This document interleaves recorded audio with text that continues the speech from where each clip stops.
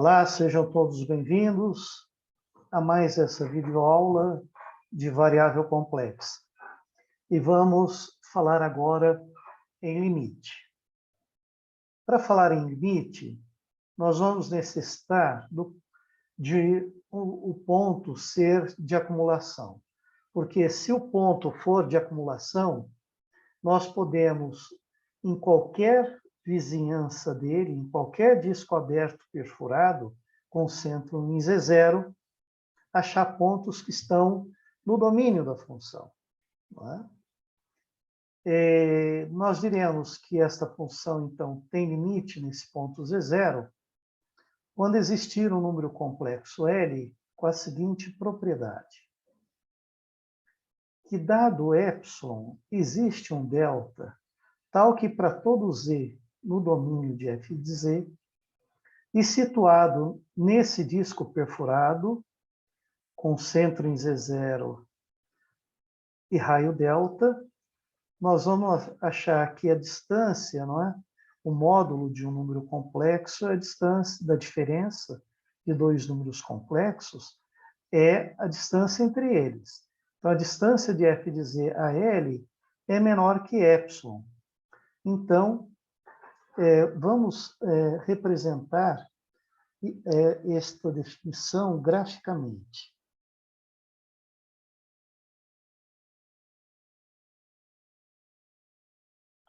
Nós temos, então, um ponto Z0,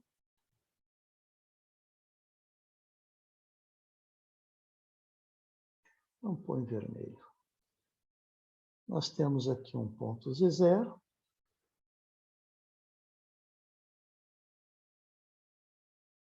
que é um ponto de acumulação no domínio de F. Significa que qualquer vizinhança perfurada, só que agora eu vou... qualquer vizinhança perfurada desse ponto, deixa eu desenhar com cor azul. Qualquer vizinhança perfurada, concentro nesse ponto. Então, perfurada.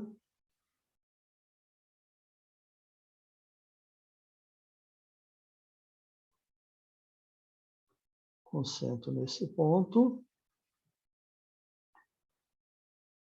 Contém pontos que estão no domínio. Contém pontos que estão no domínio. Se eu diminuir a vizinhança, se eu diminuir o raio desse disco, eu vou obter um outro disco que contém pontos do domínio. Toda vizinhança perfurada desse ponto, todo disco perfurado, com centro em Z0, possui pontos do domínio de F. E aqui nós temos um ponto L. Também esse ponto L no plano complexo. E pela definição, dado qualquer disco com centro em L, qualquer que ele seja, aberto, bom, eu vou eliminar aqui, então, alguns pontos da fronteira para indicar que é aberto.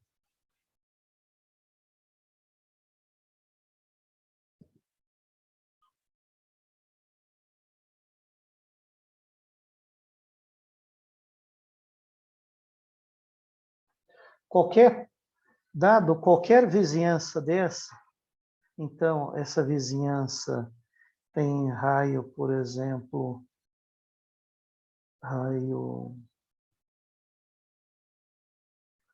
epsilon. Dar o epsilon é dar a vizinhança. Basta dar o raio que eu tenho a vizinhança.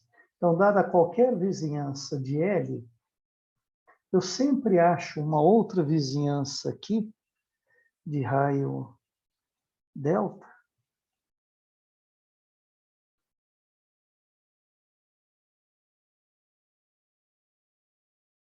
de tal modo que todo ponto que está aqui dentro, no disco perfurado, né?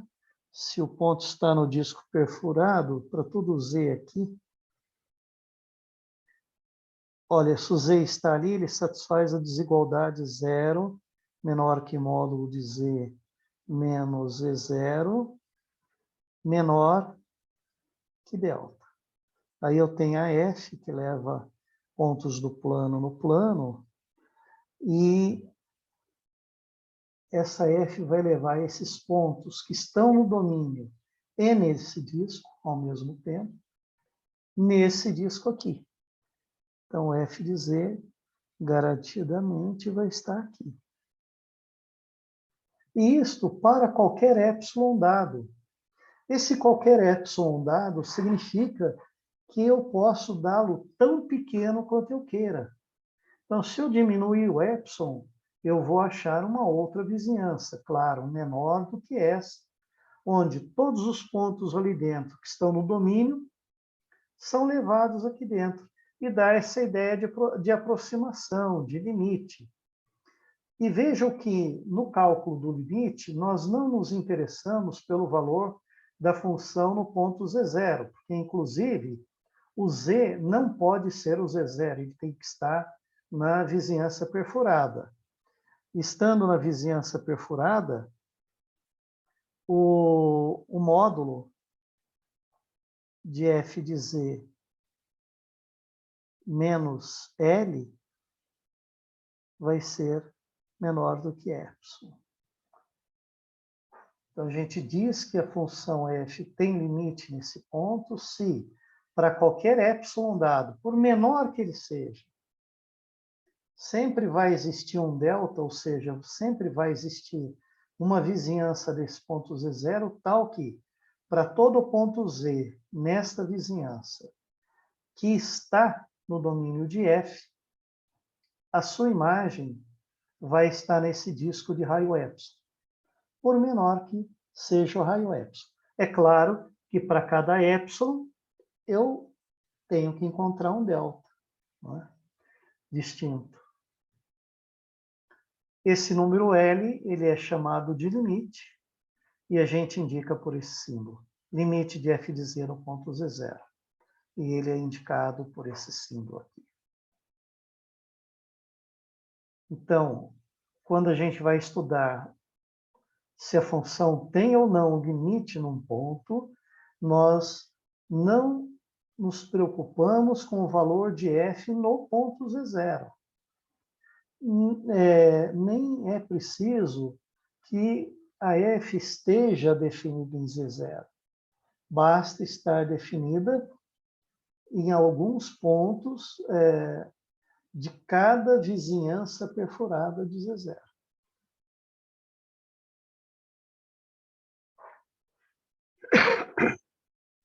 Também podemos denotar de forma alternativa que L é o limite de f de z e pôr o z tender a Z0 aqui na mesma linha que a f. Ou então dizer que a f de z tende para L quando o z tende para Z0. Vamos mostrar, por exemplo, que z mais i, quando o z se aproxima de i, o valor de z mais i se aproxima de 2i. O limite é 2i, o limite é aproximação. De fato, né, à medida que o z vai ficando perto de i, vai ficando mais próximo de i mais i, que é 2i. E aqui, dado epsilon, basta tomar o delta igual a epsilon para termos o quê? Se o módulo de z menos i for maior que zero e menor que delta, ou seja, se o módulo de z, se o z estiver numa vizinhança, num disco perfurado com centro em I, raio delta, então Z mais I tem que estar num disco com centro em 2I e raio epsilon, né? Centro em 2I e raio epsilon. Então, de fato, quando essa desigualdade for satisfeita, o f de z, que é z mais i, menos o L, que é 2i, Então, quando eu faço essa conta, fica Z menos I. Mas Z menos I é menor que delta. Então, Z menos I fica menor que delta. E o delta que tomamos é o próprio epsilon. Então, se isso é menor que delta, é menor do que epsilon, que é o que a gente queria provar. E, então, para usar a definição, para provar que um certo número é o limite, dado epsilon, eu tenho que construir esse delta.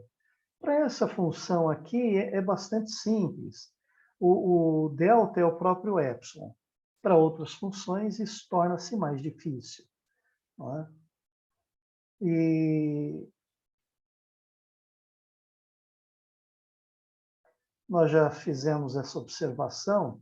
A função nem precisa estar definida em Z0 para definirmos o limite.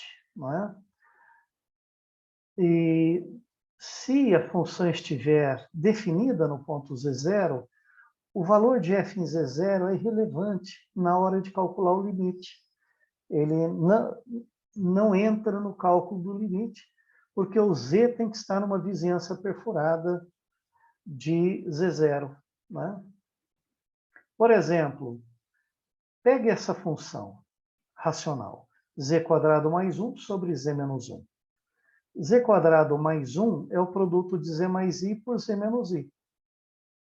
Então, quando a gente fatora z² mais 1 dessa maneira, porque as raízes desse polinômio z² mais 1 são i e menos i.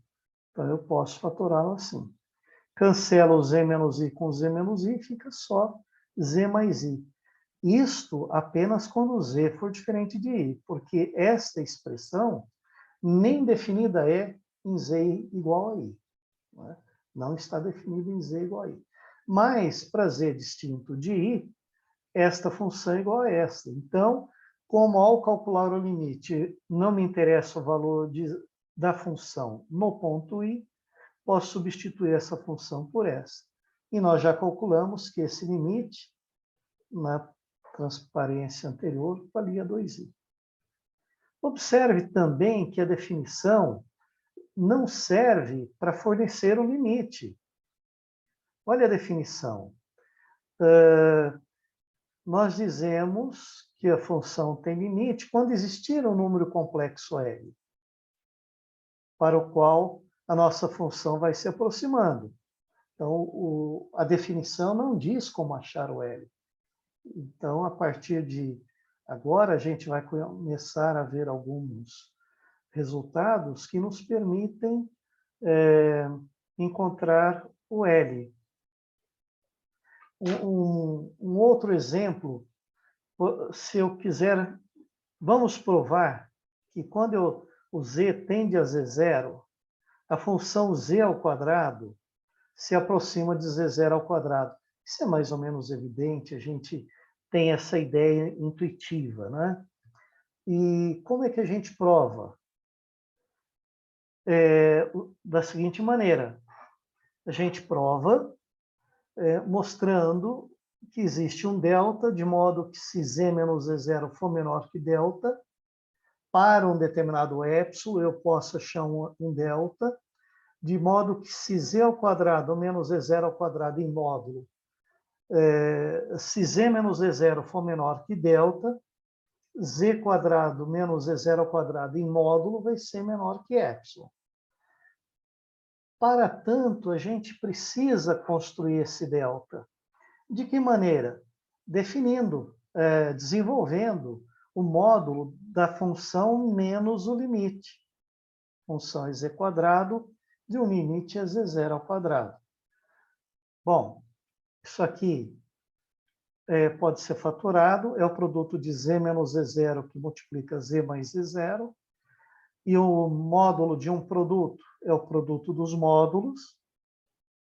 E se eu vou fazer z menos z0 menor que delta, isso aqui vai ficar menor do que z mais z0 vezes delta.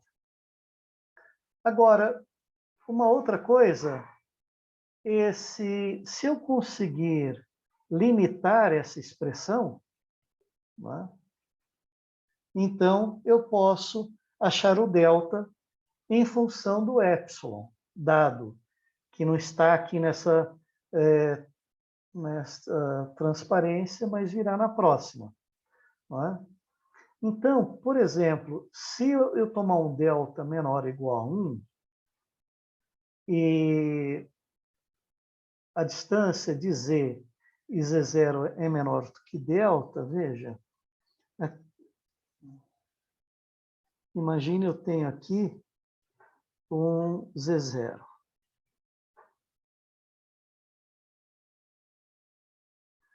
E eu vou escolher uma circunferência com centro em z0,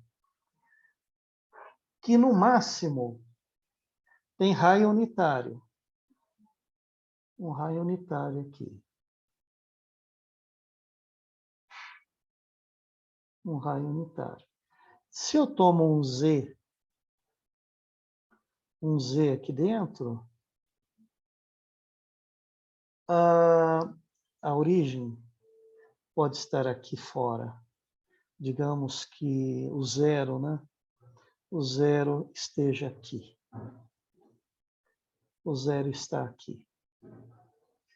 Vejam que a distância do zero até o Z é menor ou igual à distância do zero até o Z0, mais a distância do Z0 até o Z, por causa da desigualdade triangular, né? Então, a distância de Z ao zero é o módulo de Z. Então, o módulo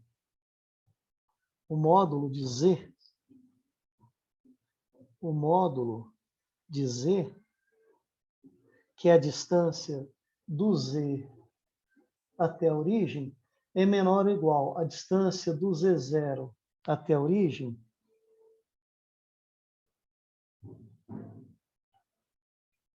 mais a distância do Z até o Z0, que é o módulo da diferença, da distância de Z até Z0. Se eu vou fazer isso menor do que delta, então isso fica menor do que módulo de Z0 mais delta. E se o meu delta for menor ou igual a 1, é uma das restrições que eu imponho ao meu delta, porque o importante é achar um delta. Então, eu posso fazer a restrição que dos delta possíveis, vou procurar aqueles que são menores ou iguais a 1. Então, isso fica menor ou igual ao módulo de Z0 mais 1. E, portanto, o módulo de Z ao quadrado menos Z0 ao quadrado está aqui. Ele é menor que o módulo de Z mais Z0, né? Módulo de Z mais Z0 vezes delta.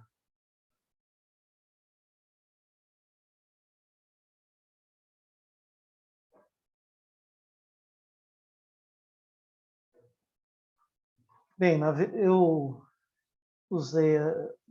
desenvolvi essa desigualdade, mas, na verdade, eu preciso do módulo de Z mais Z0, né? E o módulo de Z mais Z0, ele é menor ou igual ao módulo de Z mais módulo de Z0, usando a desigualdade triangular, né? Mas o módulo de Z vai ficar menor, vimos que é menor ou igual a módulo de Z0 mais 1. Com esse módulo de Z0 vai ficar menor. Aqui tem um sinal de menor, aqui é menor ou igual, aqui é menor e aqui é menor ou igual. Então, o módulo de Z é estritamente menor ao módulo de Z0 mais 1. Então, vai ficar módulo de Z0 mais 1 mais módulo de Z0. Então, isso fica menor que 2 vezes o módulo de Z0 mais 1. Consequentemente, o módulo de Z ao quadrado menos Z0 ao quadrado fica menor. Módulo de Z menos Z0 é menor que isso. 2 vezes módulo de Z0 mais 1, que multiplica delta. Para que isto fique menor que epsilon, basta eu escolher um delta de modo que isso fique menor ou igual a epsilon. Esta é a outra condição, é que o delta seja menor ou igual ao epsilon sobre 2 vezes módulo de Z0 mais 1. Ora, tínhamos uma primeira condição, que era em que a gente precisava tomar o delta menor ou igual a 1. Então, dado epsilon, que delta eu tomo? O menor desses dois números. Então, meu delta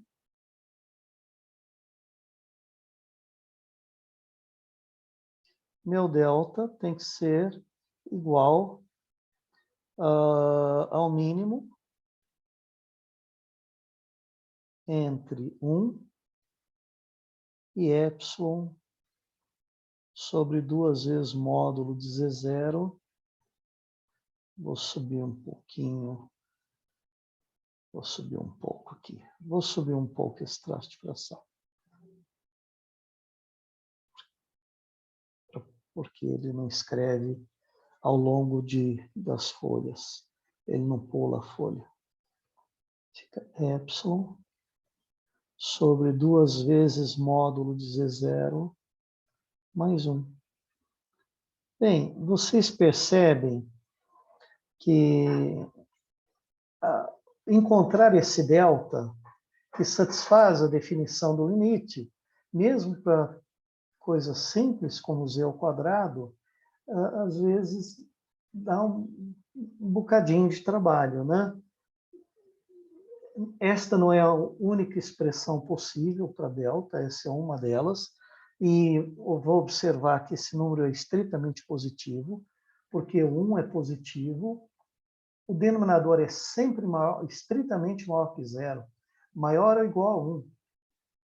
Então, isso aqui é uma razão de dois números positivos, é um número positivo, estritamente positivo. Então, a gente não vai propriamente usar a definição para calcular o limite. Por quê? Eu gosto de fazer a analogia de o matemático que está em posse apenas de uma definição, é como aquele mecânico, encanador, que faz um belo curso e recebe como presente, no final de seu curso de encanador, uma maleta vazia, sem nenhuma ferramenta. Uma maleta muito bonita, que ele sai todo orgulhoso para exercer a sua primeira chamada, para realizar o seu primeiro serviço. Chega lá, é um cano furado dentro da parede. O que esse encanador vai poder fazer? Absolutamente nada. Então, ele precisa de ferramentas. Precisa de martelo, formão, chaves de fenda, alicates, chaves de cano, e uma série de outras ferramentas. Eventualmente, um encanador mais especializado com aparelhos que têm tecnologia, né, de infravermelho para ver a temperatura da parede. Pela temperatura, ele consegue ver aonde exatamente está vazando, né? Porque às vezes a água que vaza pela parede tem uma temperatura ligeiramente diferente daquela temperatura da parede. Enfim, precisamos de ferramenta. Quais são as ferramentas do matemático? São os teoremas, né? São os teoremas. E aqui, né, está o desenvolvimento que eu fiz no tablet. E, bem, fiz outro exemplo. Aqueles alunos que têm a tendência mais teórica, seria interessante entender esse outro exemplo, que aqui está apresentado.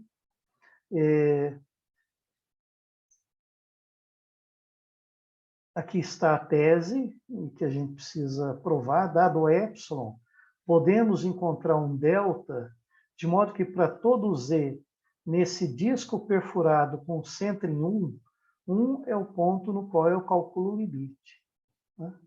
E raio delta, de modo que esta função, esse f de z, menos o limite, seja menor que o epsilon dado qualquer epsilon positivo.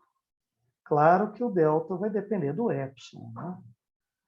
Então, como no caso anterior, a gente desenvolve essa expressão, chega numa expressão onde tem o z menos 1 em evidência, que é o z menos o z0.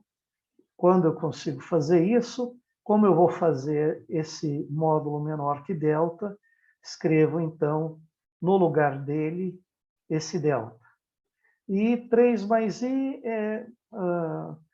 o módulo de 3 mais i é raiz de 10. Né? 3 ao quadrado é 9, 1 ao quadrado é 1. 9 mais 1, 10. Sobre esse denominador.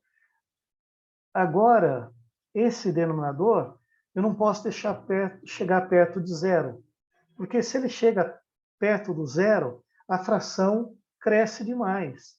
E aí, como é que eu vou mantê-lo menor que epsilon, para qualquer epsilon que seja, por menor que ele seja?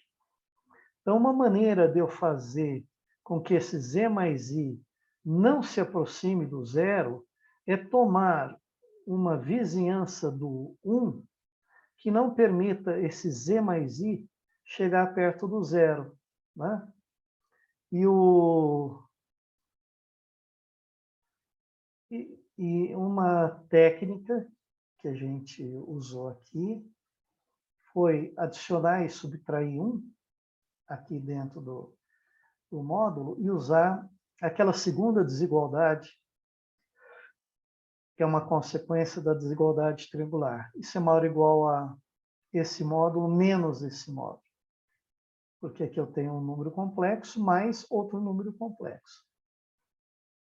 E o módulo desse número é raiz de 2, e isto vai ser menor do que delta. Então, menos isso vai ser maior que menos delta. E isso é maior que 1. Então, esse número é maior que 1. Então, veja, com esta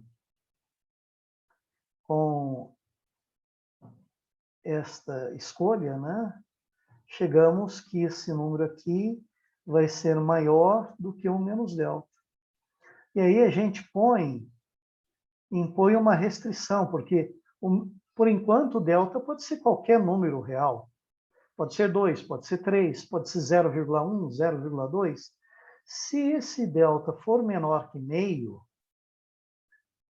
1 menos delta vai ficar maior que 1 menos meio. Porque quando eu multiplico aqui por meio, por menos 1, aliás, o sinal que era menor ou igual passa a ser maior ou igual, não é? E aí, então, menos delta vai ser maior ou igual a menos meio. Portanto, como já tem um sinal de maior, esse número aqui vai ficar maior do que 1 menos meio que meio. Então, esse número fica maior que meio se eu escolher um delta menor que meio. Bom, e neste caso, se o z mais i é maior que meio, 1 sobre z mais i, 1 sobre o módulo de z mais i, fica menor, porque quando eu inverto, troca o sentido da desigualdade. Vai ficar menor que meio. Meio no denominador. Então, passa 2 para o numerador. e aí cancela com aquele 2. Fica só 10 delta. Para que essa expressão fique menor ou igual a epsilon, basta escolher o delta menor que epsilon sobre raiz de 10. Então, essa é a segunda restrição. A primeira é que o delta seja menor ou igual a meio, e segunda, que o delta seja menor que essa expressão. Então, eu tomo o menor deles, entre meio e epsilon sobre raiz de 10, para garantir que esta f de z fique a uma distância de L menor do que epsilon. Tem outros exemplos, não vamos mostrar. O aluno que é interessado, estude, vale a pena. Mas nós vamos agora encher a nossa caixa de ferramentas para falar sobre limite, calcular limites e etc. Então, vou me despedir pelo momento e espero revê-los brevemente.